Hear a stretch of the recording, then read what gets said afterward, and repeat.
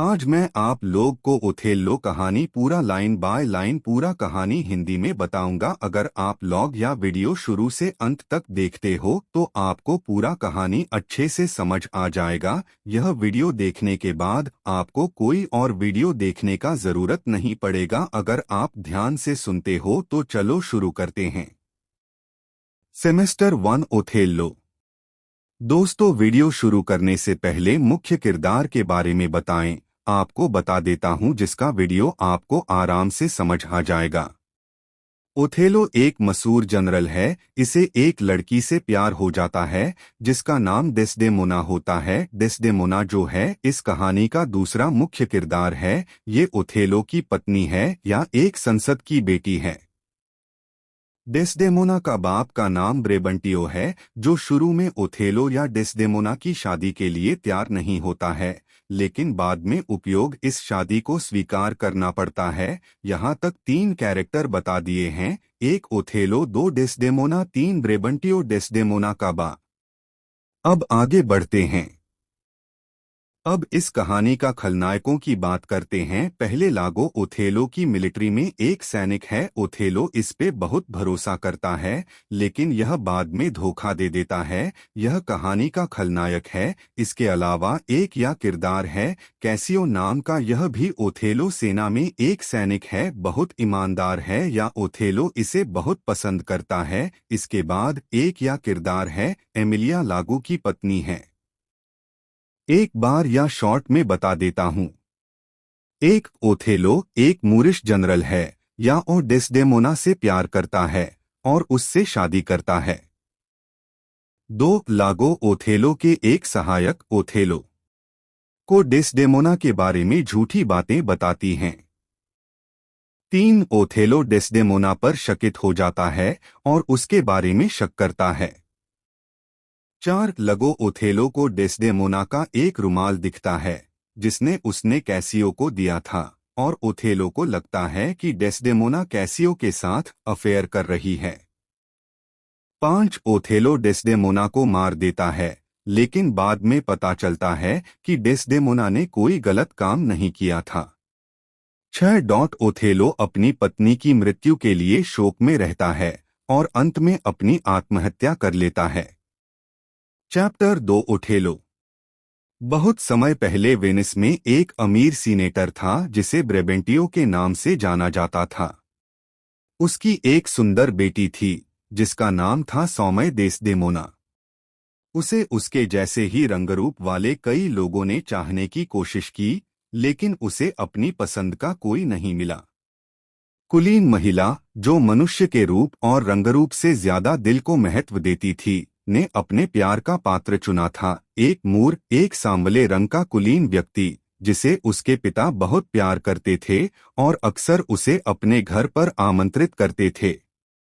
कुलीन मूर ओथेलो एक बहादुर सैनिक था और तुर्कों के खिलाफ खूनी युद्धों में अपनी वीरता के कारण उसे जनरल के पद पर पदोन्नत किया गया था और पूरे राज्य में उसका बहुत सम्मान और आदर किया जाता था।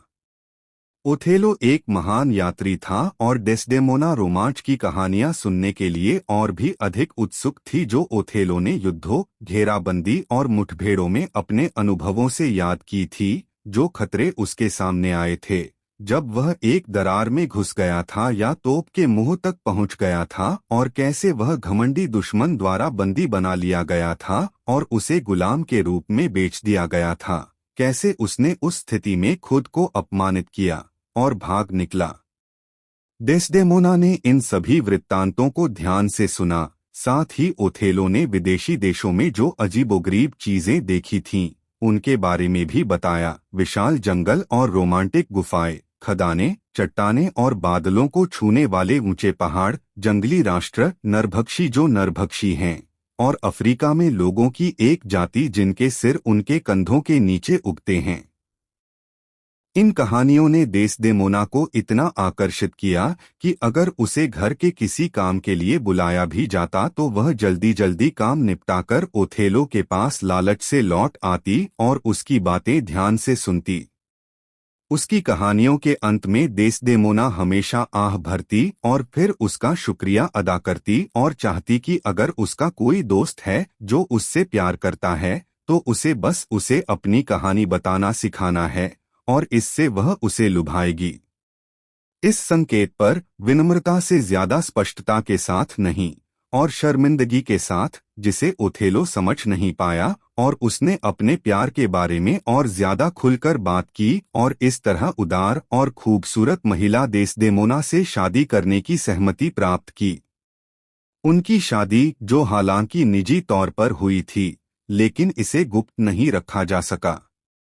जब यह खबर ब्राबेंटियो तक पहुंची तो उसने वेनिस के ड्यूक से अपील की और ओथेलो के खिलाफ न्याय की प्रार्थना की और उस पर जादूटोना करके कोमल डेस्डेमोना को बहकाने, उसका दिल जीतने और उसके पिता की सहमति के बिना उससे शादी करने का आरोप लगाया। इस बीच वेनिस राज्य को ओथेलो की तत्काल आवश्यकता थी। सीनेट को एक समाचार मिला। तुर्कों ने शत्रुता के लिए शक्तिशाली तैयारी के साथ एक बेड़ा रवाना किया था और वे आगे बढ़ रहे थे, साइप्रस द्वीप की ओर, वेनिस के लोगों से इसे वापस पाने के इरादे से। इस आपातकालीन स्थिति में ओथेलो को तुर्कों के आक्रमण के खिलाफ साइप्रस की रक्षा करने के लिए सबसे सक्षम जनरल माना गया। इसलिए ओथेलो को सीनेट के समक्ष बुलाया गया। इसलिए उन्हें एक महान रोजगार और सम्मान के उम्मीदवार के रूप में और साथ ही सीनेटर ब्रेबेंटियो द्वारा अपराधों के आरोप में एक अपराधी के रूप में सीनेट में बुलाया गया था।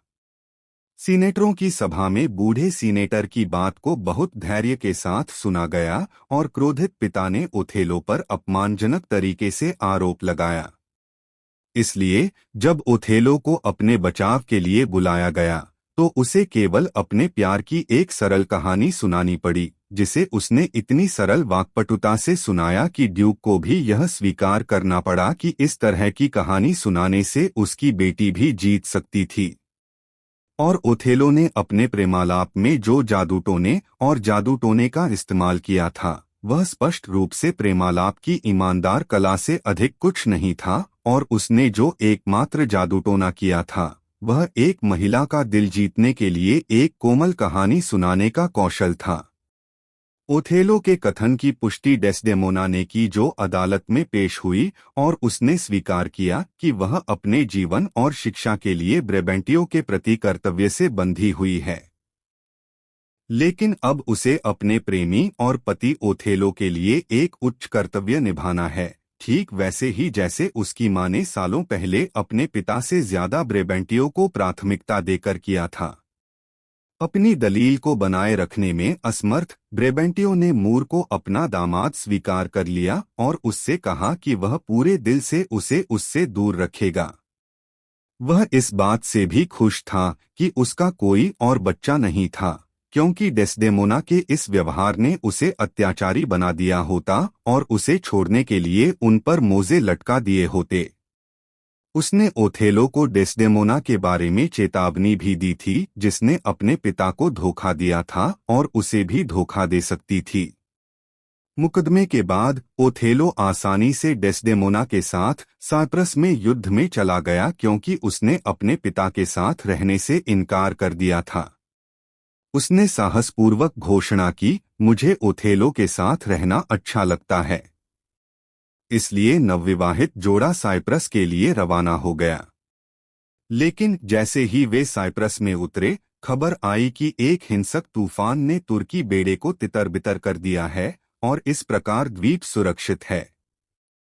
लेकिन युद्ध, जिसे ओथेलो को भुगतना था, अब शुरू हो रहा था और दुश्मन, जो डेस्डेमोना के खिलाफ द्वेष को भड़का रहे थे, अपने स्वभाव में अजनबियों या काफिरों से भी अधिक घातक साबित हुए।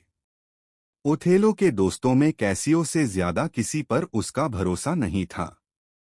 एक युवा फ्लोरेंटाइन सैनिक, कामुक और आकर्षक स्वभाव का, जिसने महिलाओं को आकर्षित किया। वह सुंदर और वाक्पटु था। कोई भी विवाहित वृद्ध पुरुष जो जवान हो, खूबसूरत पत्नी ऐसे व्यक्ति से बहुत अधिक भयभीत होगी, सिवाय ओथेलो के जो इससे मुक्त था। ईर्ष्या, क्योंकि वह महान था और उस पर बेवफा होने का संदेह करने में असमर्थ था।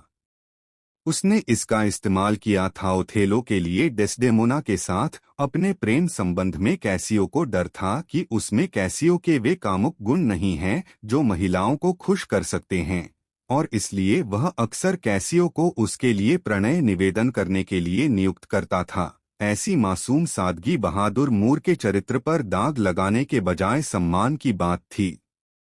इसलिए यह कोई आश्चर्य की बात नहीं थी कि ओथेलो के बाद सौम्य डेस्डेमोना कैसियो से प्यार करती थी और उस पर भरोसा करती थी। इसलिए इस जोड़े की शादी ने कैसियो के साथ उनके रिश्ते में कोई खास अंतर नहीं डाला। वह अक्सर उनके घर आता जाता था और उसकी मुक्त और तेज तर्रार बातें ओथेलो को प्रिय थीं क्योंकि वह खुद गंभीर स्वभाव का था। ओथेलो ने हाल ही में कैसियो को लेफ्टिनेंट के पद पर पदोन्नत किया था, जो कि एक भरोसेमंद पद था और जनरल के सबसे करीब था। पदोन्नति ने लेगो को बहुत नाराज किया, जो एक बड़ा रईस था। उसे लगता था कि उसके पास कैसियो से बेहतर अधिकार है और वह अक्सर कैसियो को महिलाओं की संगति के लिए उपयुक्त व्यक्ति मानकर उसका उपहास करता था और युद्ध की कला के बारे में बहुत कम जानता था। इयागो कैसियो से नफरत करता था। वह कैसियो का पक्ष लेने के लिए ओथेलो से भी नफरत करता था और इस गलत संदेह के लिए भी कि मूर को एमिलिया, जो कि लेगो की पत्नी थी, से बहुत प्यार था। इन काल्पनिक उकसावों से लेगो ने बदला लेने की एक योजना बनाई जिसमें कैसियो, ओथेलो और डेस्डेमोना को एक साथ बर्बाद करना था। लागो चालाक था। उसने मानव मन का गहराई से अध्ययन किया था। वह जानता था कि मनुष्य को पीड़ा देने वाले सभी प्रकार के कष्टों में ईर्ष्या का दर्द सबसे असहनीय होता है और सबसे अधिक चुभता है। उसने सोचा कि अगर वह ओथेलो को कैसियो से ईर्ष्यालु बनाने में सफल हो गया तो यह बदला लेने की एक बेहतरीन साजिश होगी जो कैसियो या ओथेलो या दोनों की मौत में परिणत हो सकती है। उसे इसकी परवाह नहीं थी। साइप्रस में जनरल और उनकी पत्नी के आगमन और दुश्मन के बेड़े के बिखरने की खबर मिलने से द्वीप में एक तरह का छुट्टी का माहौल बन गया। हर कोई दावत और मौजमस्ती में मशगूल था। कैसियो को उस रात ओथेलो से एक आदेश मिला था कि वह सैनिकों को अत्यधिक शराब पीने से रोके। उस रात लागो ने शरारत की अपनी गहरी योजनाएं शुरू कीं। जनरल के प्रति वफादारी और प्यार की आड़ में उसने कैसियो को शराब पीने के लिए फुसलाया, जो एक पहरेदार के लिए बहुत बड़ी गलती थी। हालांकि कैसियो ने शुरू में विरोध किया, लेकिन वह जल्द ही लागो के झांसे में आ गया। उसने एक के बाद एक गिलास शराब पी और नशे में धुत हो गया। लागो से उकसाए जाने पर उसने सज्जन महिला डेस्डेमोना की प्रशंसा की। उसने लागो से यहाँ तक कहा, वह बहुत ही सुंदर महिला है। अंत में वह हाथापाई में शामिल हो गया। मोंटानो एक योग्य अधिकारी, जिसने विवाद को शांत करने के लिए हस्तक्षेप किया, हाथापाई में घायल हो गया। स्थिति का फायदा उठाते हुए लैगो ने अलार्म फैला दिया और महल की घंटी बजा दी, मानो कोई खतरनाक विद्रोह शुरू हो गया हो। घंटी की आवाज सुनकर ओथेलो जाग गया और वह जल्दी से कपड़े पहनकर घटनास्थल पर आया और कैसियो से कारण पूछा। अब तक कैसियो को कुछ हद तक होश आ गया था, लेकिन वह जवाब देने में बहुत शर्मिंदा था। इयागो ने सच बताने में अनिच्छा का नाटक किया और मानो ओथेलो द्वारा बाध्य होकर पूरे मामले का विवरण इस तरह से दिया कि ऐसा लग रहा था कि कैसियो का अपराध कम हो गया है, लेकिन वास्तव में यह उससे कहीं ज्यादा बड़ा लग रहा था। नतीजतन ओथेलो, जो अनुशासन का सख्त पालन करने वाला था, उसे कैसियो से लेफ्टिनेंट का पद छीनने के लिए मजबूर होना पड़ा। इस प्रकार लागो की पहली चालाकी सफल रही। उसने अब अपने नफरत करने वाले विरोधी कैसियो को कमजोर कर दिया था और उसे उसके स्थान से बाहर धकेलने में सफल रहा था। कैसियो, जिसे इस दुर्भाग्य ने पूरी तरह से शांत कर दिया था, अब अपने मित्र लागो से विलाप कर रहा था, प्रतिष्ठा, प्रतिष्ठा, प्रतिष्ठा। ओह, मैंने अपनी प्रतिष्ठा खो दी है। मैंने खुद का अमर हिस्सा खो दिया है, और जो बचा है वह पाश्विक है। मेरी प्रतिष्ठा, लागो, मेरी प्रतिष्ठा। उसने खुद को तुच्छ जाना। उसने सोचा कि वह जनरल से फिर से अपनी जगह कैसे मांग सकता है। लागो ने उसे सलाह दी कि वह उस महिला से उसके स्वामी के साथ मध्यस्थता करने के लिए आवेदन करे। कैसियो ने वैसा ही किया जैसा लागो ने उसे सलाह दी थी। डेस्डेमोना ने उससे वादा किया कि वह अपने स्वामी के साथ उसकी वकील बनेगी। उसने तुरंत इस मामले को इतनी गंभीरता और सुंदर तरीके से आगे बढ़ाया कि ओथेलो, जो कैसियो से बहुत नाराज था, उसे टाल नहीं सका। जब उसने देरी की दलील दी क्योंकि ऐसे अपराधी को माफ करना बहुत जल्दी था, तो उसने जोर देकर कहा कि यह अगली रात या उससे भी ज्यादा अगली सुबह होनी चाहिए। तब उसने दिखाया कि बेचारा कैसियो कितना पश्चातापी और विनम्र था और उसका अपराध इतनी बड़ी सजा के लायक नहीं था। लेकिन ओथेलो फिर भी पीछे हट गया। इसलिए उसने कहा, क्या मेरे स्वामी, मुझे कैसियो, माइकल कैसियो के लिए इतना कुछ करना चाहिए जो आपके लिए प्रणय निवेदन करने आया था, और कई बार जब मैंने आपकी निंदा की है तो आपका पक्ष लिया है। मैं आपसे यह मांगना बहुत छोटी बात समझता हूँ। जब मैं वास्तव में आपके प्यार को परखना चाहता हूँ तो मैं एक भारी बात मांगूंगा। ओथेलो ऐसे वकील को कुछ भी मना नहीं कर सकता था।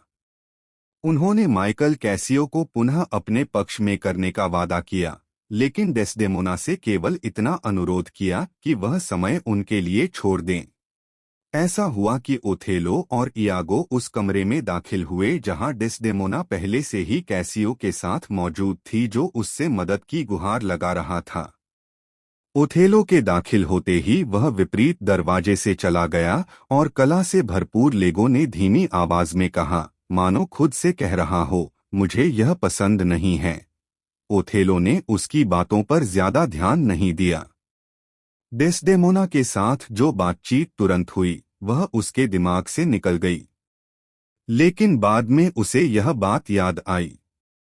जब डेस्डेमोना वहां से चली गई तो लेगो ने ओथेलो से पूछा, मानो उसके विचारों को संतुष्ट करने के लिए, कि क्या कैसियो को डेस्डेमोना के साथ जनरल के प्रेम प्रसंग के बारे में पता था। जनरल ने हाँ में जवाब दिया और कहा कि प्रेम प्रसंग के दौरान वह अक्सर उनके बीच आता जाता था। लेगो ने अपनी भौं उठाई, मानो उसे किसी भयानक मामले पर नई रोशनी मिल गई हो, और कहा, वाकई। इससे ओथेलो के दिमाग में लेगो के वे शब्द आ गए जो उसने कमरे में दाखिल होते समय कहे थे। इस प्रकार वह सोचने लगा कि डेस्डेमोना और कैसियो की उस निजी मुलाकात में कुछ अर्थ था। ओथेलो ने लागो को एक न्यायप्रिय व्यक्ति माना जो प्रेम और प्रेम से भरा हुआ था। ईमानदारी। इसलिए उसने लागो से कहा कि वह जो जानता है वही बोले। और क्या होगा, लागो ने कहा, अगर कुछ बहुत ही बुरे विचार मेरे सीने में घुस गए। उसने आगे कहा कि अगर ओथेलो को उसकी अपूर्ण टिप्पणियों से कोई परेशानी होती है तो यह दुख की बात होगी। इसलिए ओथेलो की शांति के लिए उसके विचारों को जानना बुद्धिमानी नहीं होगी। तब तक ओथेलो की जिज्ञासा लगभग विचलित हो चुकी थी और लागो ने, मानो ओथेलो की मानसिक शांति के लिए गंभीर चिंता में, उसे ईर्ष्या से सावधान रहने के लिए कहा। उसी सावधानी से उसने उसे संदेह के खिलाफ देने का दिखावा किया। मैं जानता हूँ, ओथेलो ने कहा, कि मेरी पत्नी सुंदर है, उसे संगति और दावत पसंद है, वह बेबाक है, गाती है, खेलती है और अच्छा नाचती है, लेकिन जहाँ सद्गुण है वहाँ ये गुण सद्गुण हैं। मुझे उसे बेईमान मानने से पहले सबूत चाहिए। फिर लागो ने, मानो इस बात से खुश हो कि ओथेलो अपनी महिला के बारे में बुरा मानने में धीमा था, खुलकर घोषणा की कि उसके पास कोई सबूत नहीं है। उसने ओथेलो से विनती की कि वह उसके व्यवहार पर ध्यान दे, खासकर तब जब कैसियो उसके आसपास हो। उसे ईर्ष्यालु या बहुत ज्यादा सुरक्षित नहीं होना चाहिए। यागो इतालवी महिलाओं के स्वभाव को ओथेलो से बेहतर जानता था। वह जानता था कि वेनिस में पत्नियां दुनिया को अपनी शरारतें दिखाएंगी, लेकिन वे अपने पतियों को दिखाने की हिम्मत नहीं जुटा पाएंगी। यागो ने चालाकी से यह आरोप लगाया कि देस्देमोना ने ओथेलो से शादी करके अपने पिता को धोखा दिया है, और इस बात को इतनी बारीकी से रखा कि बूढ़े ब्रेबेंटियो को लगा कि जादूटोना किया गया है। ओथेलो इस तर्क से बहुत प्रभावित हुआ। उसने सोचा कि अगर वह अपने पिता को धोखा दे सकती है, तो वह अपने पति को भी धोखा दे सकती है। लागो ने उसे प्रभावित करने के लिए माफी मांगी, लेकिन ओथेलो ने उसे आगे बढ़ने के लिए कहा। लागो ने दिखावा किया कि वह कैसियो के खिलाफ कुछ भी पेश करने से हिचक रहा था जिसे वह अपना दोस्त कहता था। हालांकि उसने ओथेलो को याद दिलाया कि कैसे देस्देमोना ने अपने ही रंगरूप और जलवायु के कई उपयुक्त जोड़ों को अस्वीकार कर दिया था और उससे शादी कर ली थी, जो उसके लिए अप्राकृतिक था और उसकी दृढ़ इच्छा शक्ति को साबित करता था। इसलिए जब बेहतर निर्णय आया, तो यह कितना संभव था कि वह ओथेलो की तुलना अपने देश के गोरे रंग के युवा इटालियंस से करे। इसलिए उसने ओथेलो को सलाह दी कि वह कैसियो के साथ अपने मिलमिलाप को कुछ और समय के लिए टाल दे। इस बीच ओथेलो को ध्यान देना चाहिए कि देस्देमोना कैसियो के लिए कितनी गंभीरता से विनती करेगी। इसलिए दुष्टतापूर्वक विश्वासघाती खलनायक ने निर्दोष महिला के सौम्य गुणों को उसके विनाश में बदलने के लिए अपनी साजिशें रचीं और उसे फंसाने के लिए उसकी अपनी अच्छाई से एक जाल बिछाया। पहले उसने कैसियो को उसकी मध्यस्थता के लिए तैयार किया और फिर उसी मध्यस्थता से उसके लिए तरकीबें निकालीं। बर्बाद करना। ओथेलो की लागो के साथ लंबी बातचीत ने उसे बेचैन कर दिया। न खसखस न जूस, मैंड्रागोरा की शक्ति, न ही दुनिया की सभी नींद की औषधियां एक बार फिर उसे बहाल नहीं कर सकती थीं। वह मधुर विश्राम जिसका आनंद उसने कल ही लिया था, अपने व्यवसाय से उसे घृणा होने लगी। अब उसे हथियारों से कोई लगाव नहीं रहा। उसका दिल जो सैनिकों को देखकर जाग उठता था, अब वह ढोल की आवाज या युद्ध के घोड़ों की हिनहिनाहट से नहीं हिलता था। उसे लगता था कि वह सारा गर्व और महत्वाकांक्षा खो चुका है जो एक सैनिक के गुण हैं। कभी कभी उसे लगता था कि उसकी पत्नी ईमानदार है, फिर उसे आश्चर्य होता था कि वह ईमानदार नहीं है। कभी कभी उसे लगता था कि लागो न्यायप्रिय है, लेकिन कभी कभी वह इसके विपरीत सोचता था।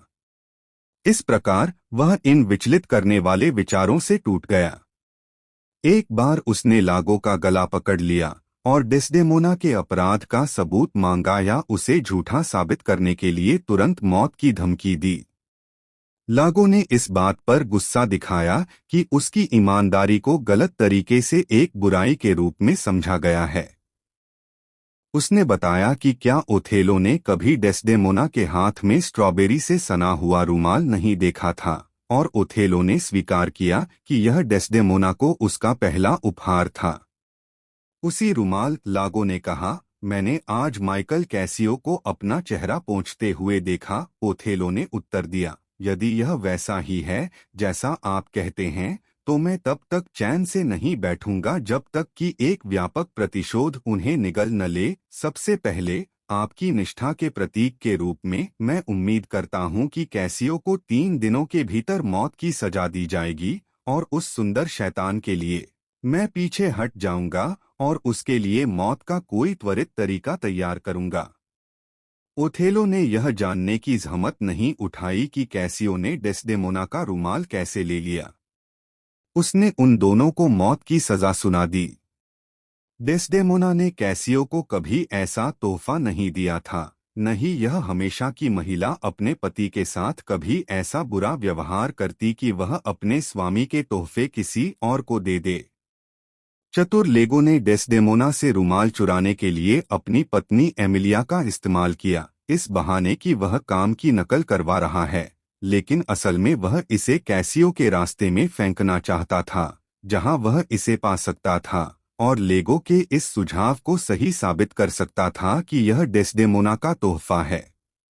अपनी पत्नी से मिलने के तुरंत बाद ओथेलो ने बहाना बनाया कि उसे सिरदर्द है और उसने उससे कहा कि वह उसे अपना रुमाल दे ताकि वह उसे अपनी कनपटी पर रख सके। डेस्डेमोना ने ऐसा किया, लेकिन ओथेलो को वह रुमाल चाहिए था जो उसने उसे दिया था। डेस्डेमोना उसे नहीं पा सकी। यह एक गलती है, ओथेलो ने कहा। वह रुमाल मेरी माँ को एक मिस्री महिला ने दिया था। वह एक आकर्षक महिला थी और लोगों के मन की बात लगभग पढ़ सकती थी। उसने उससे कहा, जब तक वह इसे अपने पास रखेगी, यह उसे मिलनसार बनाएगा और मेरे पिता को पूरी तरह से अपने प्यार में वश में कर लेगा। लेकिन अगर वह इसे खो देती है या इसे किसी को उपहार में दे देती है, तो मेरे पिता उससे उतना ही घृणा करेंगे जितना वह उससे प्यार करते थे। महिला ने कहा, क्या यह संभव है? ओथेलो ने उत्तर दिया, यह सच है। यह एक जादुई रुमाल है। डेस्डेमोना डर के मारे मरने को तैयार थी, क्योंकि उसे साफ पता था कि उसने इसे खो दिया है और इसके साथ ही उसे अपने पति के प्यार का भी डर था। उसने उसे बहुत गंभीर विचारों से विचलित करने की कोशिश की। उसने खुशी खुशी उससे कहा कि रुमाल के बारे में उसकी सारी बातें सिर्फ उसे कैसियो के सूट से दूर रखने के लिए थीं और वह उसकी तारीफ करती रही जब तक कि ओथेलो पूरी तरह से विचलित होकर कमरे से बाहर नहीं निकल गया। तब डेस्डेमोना को शक होने लगा कि उसका स्वामी कैसियो से ईर्ष्या करता है। जब ओथेलो और डेस्डेमोना दोबारा मिले तो उसने उस पर और अधिक स्पष्ट रूप से विश्वासघात करने का आरोप लगाया और किसी दूसरे आदमी से प्यार करने की। ओथेलो ने रोते हुए उससे कहा कि वह हर तरह की बुराइयों को सहन कर सकता था, गरीबी, बीमारी और अपमान, लेकिन उसकी बेवफाई ने उसका दिल तोड़ दिया था। उसने उसे एक खरपतवार कहा जो इतनी सुंदर दिखती थी और इतनी मीठी खुशबू देती थी कि उसे देखकर इंद्रियां दुखने लगती थीं। वह चाहता था कि वह कभी पैदा ही न होती। जब ओथेलो ने उसे छोड़ा तो डेस्डेमोना अपने पति के उस पर झूठे शक से हैरान होकर इतनी स्तब्ध हो गई कि उसे भारी नींद आ गई। वह केवल यही चाहती थी कि उसका सेवक उसका बिस्तर बनाए और उस पर उसकी शादी की चादरें बिछाए। उसने कहा कि जब लोग अपने बच्चों को सिखाते हैं तो वे इसे कोमल तरीकों और आसान कामों से करते हैं, और ओथेलो उसे डांट सकता था क्योंकि ईमानदारी से वह बचपन में भी बच्ची ही थी। डेस्डेमोना जल्द ही सो गई। ओथेलो ने कमरे में प्रवेश किया और वह अपनी प्रेमिका को मौत के घाट उतारने के लिए सोच रहा था।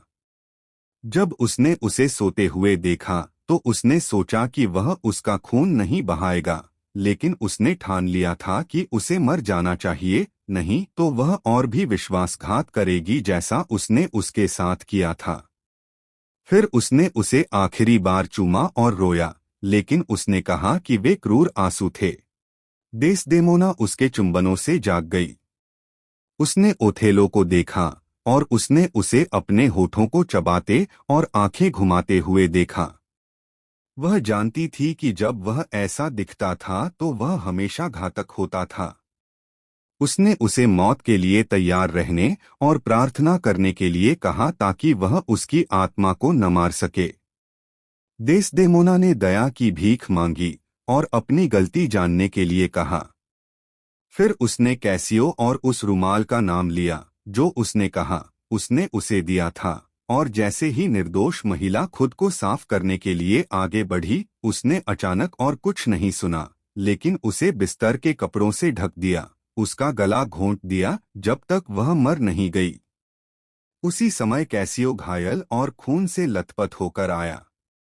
यागो ने अपने एक आदमी को उसकी हत्या करने के लिए भेजा था, लेकिन वह आदमी कैसियो को मार नहीं पाया। उसे लागो ने मार डाला ताकि किसी को पता न चले। उसकी जेबों में कुछ पत्र मिले जिनसे लागो के अपराध का पता चलता था और कैसियो की बेगुनाही की पुष्टि होती थी। अब कैसियो ओथेलो के पास माफी मांगने आया था और यह भी पूछने आया था कि लागो को उसकी हत्या करने के लिए क्यों नियुक्त किया गया था। यह खोज ओथेलो के लिए वज्रपात की तरह थी। अब उसे लगा कि वह एक हत्यारे से कम नहीं है और उसकी पत्नी निर्दोष और वफादार थी। अत्यधिक पीड़ा ने जीवन को असहनीय बना दिया और उसने अपनी तलवार पर गिरकर और अपनी प्यारी पत्नी के बेजान शरीर पर खुद को फेंककर खुद को मार डाला। इन जल्दबाजी भरे कामों ने दर्शकों में भय और विस्मय की भावना पैदा कर दी। ओथेलो की अच्छी प्रतिष्ठा थी और जब तक वह खलनायक की कलाओं से प्रभावित नहीं हुआ, वह वास्तव में एक प्यार करने वाला और स्नेही पति था। उसने देस्देमोना से बुद्धिमानी से नहीं बल्कि बहुत प्यार से प्यार किया था। जब वह मर गया तो उसके सभी पूर्व गुण और वीरतापूर्ण कार्य याद किए गए। यागो को कठोर यातनाओं के साथ मार दिया गया और वेनिस राज्य ने अपने प्रसिद्ध जनरल ओथेलो की मृत्यु पर शोक व्यक्त किया।